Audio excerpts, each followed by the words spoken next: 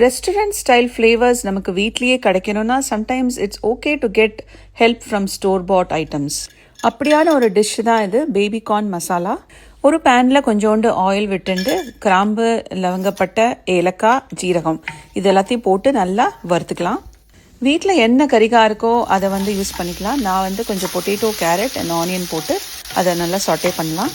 அப்புறம் இதுக்கு தேவையான மஞ்சப்பொடி, காரப்பொடி, உப்பு அண்ட் தனியா பொடி போட்டு அதையும் நல்லா சாட்டே பண்ணிக்கலாம். இப்போ ஜஸ்ட் ஃபியூ மினிட்ஸ் கவர் பண்ணி வச்சு நல்லா குக் பண்ணிக்கலாம். பேபி கார்ன் ஃப்ரெஷ்ஷாக கிடச்சிதுன்னா இந்த ஸ்டேஜில் அதையும் ஆட் பண்ணி ஜஸ்ட் மிக்ஸ் பண்ணிக்கலாம். நான் கேண்ட் பேபி கார்ன் தான் யூஸ் பண்ணுறேன். எனி கேண்ட் வெஜிடபிள்ஸ் யூஸ் பண்ணும்போது அதை ட்ரெயின் பண்ணிவிட்டு நல்லா கோல்டு வாட்டரில் வாஷ் பண்ணிவிட்டு ஆட் பண்ணுங்கள். பிகாஸ் அதில் ப்ரிசர்வேட்டிவ்ஸ் அண்ட் சோடியம்லாம் நிறையா ஆட் பண்ணியிருப்பாங்க. இப்போ இதில் கொஞ்சம் 1/2 டம்ளர் தண்ணி விட்டு நல்லா மிக்ஸ் பண்ணி திருப்பியும் ஒரு கவர் பண்ணி let it cook again for few more minutes. இப்போ எல்லா வெஜிடபிள்ஸும் நல்லா வெந்ததுக்கப்புறம் நான் ஸ்டோர் பாட் டீக்கா மசாலா சாஸ் வாங்கி வச்சுருக்கேன். அதை 4 to 5 டேபிள் ஸ்பூன்ஸ் ஆட் பண்ணி அதையும் நல்லா மிக்ஸ் பண்ணிக்கலாம். இப்போல்லாம் க்ரோசரி ஸ்டோரில் இந்த மாதிரி ரெடிமேட் சாஸஸ் நிறையவே கிடைக்கிறது. So we can use that for quick cooking and also to enhance the flavour of the dish.